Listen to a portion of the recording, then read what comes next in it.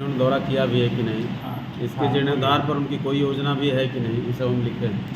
हम बताइए, आज जो प्रेस वार्ता कर रहे हैं किन मामलों को लेकर कर रहे हैं, क्या मामला है? आज मूल जो हमारा विषय है वो नवादा लोकसभा को लेकर के है। और नवादा लोकसभा एक ऐसा लोकसभा है जो कि पूरी तरह से कह लीजिए तो पॉलिटिकल पर्यटन का एक तरह से लोगों ने इसको हिस्सा बना दिया है। पॉलिटिकल टूरिज्म के लिए लोग आते हैं, 5 साल वो चुनाव जीतते हैं, अपना उसका कहिए कि अपना मार्केट केवल बना करके और नवादा को अपना एक चारागाह के रूप में इस्तेमाल करके फिर लौट जाते हैं। और दुर्भाग्यपूर्ण है कि एनडीए से ही सांसद यहाँ होते हैं, मोदी जी के नाम पर लोगों को वोट मिल जाता है, लेकिन हर बार चुनाव में कैंडिडेट बदल दिया जाता है। क्योंकि जो भी कैंडिडेट आते हैं वो कुछ करते हैं नहीं, और नहीं करने के कारण जब उनका विरोध ज़मीन पर दिखता है तब एनडीए चालाकी से कैंडिडेट बदल देती है और फिर नए कैंडिडेट आते हैं, फिर वही काम करते हैं। ये नवादा के लिए, पूरे लोकसभा के लिए बहुत ही दुर्भाग्यपूर्ण विषय है। जिस ज़मीन पर हम लोगों ने डॉक्टर श्री कृष्ण सिंह जैसे शख्सियत को पैदा किया, उनकी जन्मभूमि है नवादा, आप उनका जो जन्मस्थल है या उनका जो पैतृक गांव है, दोनों नवादा का हिस्सा है, जहां हम लोगों ने एक से एक दिग्गज को पैदा किया।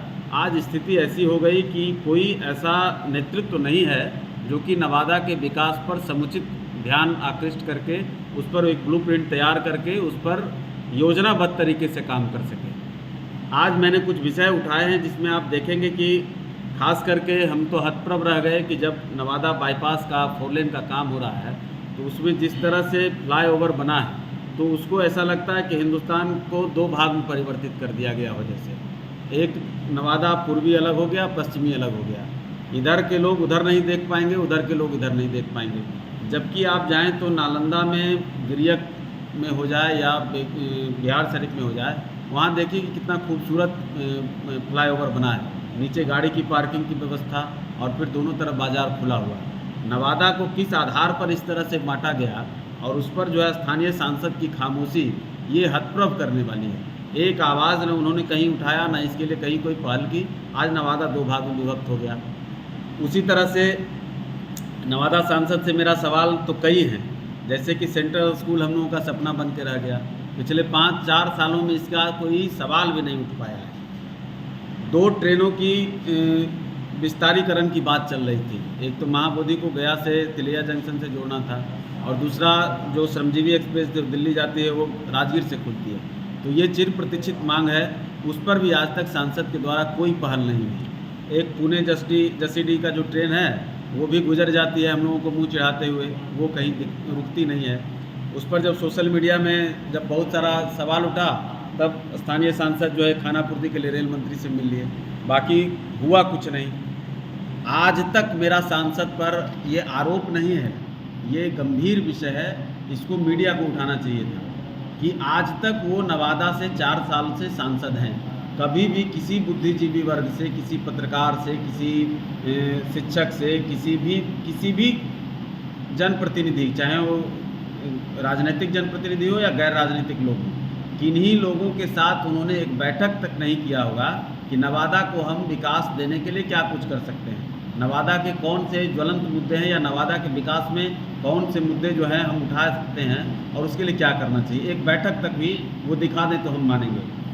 एक उन पर हमारा कई विषय हैं, जैसे कि आप कृषि के सेक्टर में देख लें तो 1966-67 में नवादा में 12 डैम बनाए गए थे। आज बमुश्किल 2 से 3 उसमें चालू हैं, बाकी का हालत बहुत ही ख़राब है, चालू भी नहीं है, उस पर कोई पहल नहीं। 129 नलकूप हैं नवादा में, उस 129 में 80 से 100 के लगभग ख़राब पड़े हुए हैं, मात्र 20, 25, 30 की संख्या में चालू हैं। उस पर भी इनके द्वारा कहीं कोई इस पर मुझे लगता है कि उनको रात के नींद में भी, सपने में भी नहीं आता होगा कि इन चीज़ों पर हमको काम करना चाहिए, किसानों के लिए हमको कोई पहल करनी चाहिए। आप देखिए वारसलीगंज चीनी मिल का मुद्दा है, कितना पुराना मुद्दा और कितना यहाँ के हज़ारों लाखों किसानों के सपनों से जुड़ा हुआ है। आज उस ज़मीन को हम लोगों ने सुना अखबार के माध्यम से कि वो अडानी ग्रुप को दिया जा रहा है। आप बताइए कितना बड़ा दुर्भाग्यपूर्ण बात है कि आज कर्नाटक में एनडीए चुनाव हार गई, जबकि आपको मालूम होगा कि बरसों से बंद पड़ा चीनी मिल कर्नाटक में चालू कराया। आज हम लोगों के लिए यह कितना दुर्भाग्यपूर्ण है कि इसी केंद्र सरकार जब उसी कर्नाटक में गवर्नमेंट होती है तो उसको चालू करा देती है। लेकिन जब बिहार का चीनी मिल जो है, खास करके नवादा का, गुड़ारू का, ये सब चीनी मिल जो हमारा धरोहर था, जो यहाँ के किसानों के लिए कहिए कि एक तरह से एक ऑक्सीजन था, उस पर आज तक कोई ध्यान नहीं है। और जब हम इस पर बात करते हैं तो हंसी में उड़ा दिया जाता है। उसके बाद आप देख लीजिए कि खनवा में हरित खादी के नाम पर जो सेंटर बना था, तो हम तो उस पर हैरान हैं कि आज वहाँ की महिलाएं कर्ज तबे दली हुई हैं। 1 करोड़ से भी ज़्यादा की राशि का धागा वहाँ के सेंटर में महिलाओं का सड़ गया, उसका कोई देखने वाला नहीं है। उस पैसे को लोग माननीय सांसद जो बेगूसराय के अभी हैं, जो पूर्व सांसद यहाँ नवादा के थे, अभी भारत सरकार के कद्दावर मंत्री हैं, उनके गुर्गों के द्वारा ऐसा लूट मचाया गया कि आज नवादा की महिलाएं रो रही हैं। आज बगल में केंदुआ में भी एक सेंटर दिया गया था, वहाँ का भी वही हश्र है। तो कुल मिलाकर कहने का मतलब हुआ कि केवल जो सांसद बनते हैं एनडीए के, वो यहाँ न्योता पूरा करने में, पूरी सब्जी खाने में अपना समय व्यतीत करते हैं। तो ये पूरी सब्जी खाने के लिए तो नवादा आपको सांसद नहीं बनाता है। ये बहुत गंभीर विषय है। और उसमें भी एक हैरानी की बात हम कहेंगे, मैं पिछले कई महीनों से इस पर देख रहा हूँ, तो सांसद महोदय या एनडीए का नारा है सबका साथ सबका विकास, लेकिन सबका साथ सबका विकास में वो लोग न्योता पूरने में भी कहीं ना कहीं आप देखिएगा तो उस पर विश्वास नहीं करते हैं। उसमें भी अति पिछड़े परिवार में, दलित परिवार में ये लोग कभी जाते हों, कभी दिखते हों, तो उसका भी एक ब्यौरा देने का कष्ट करेंगे। अपने पार्टी के कार्यकर्ता में भी ये लोग गड़बड़ी करते हैं। तो इस तरह का जो सबका साथ सबका विश्वास तो छोड़ दीजिए, सबका विश्वास भी हासिल नहीं कर पाने वाले सांसद हैं, तो उस पर हम लोगों की कड़ी आपत्ति है।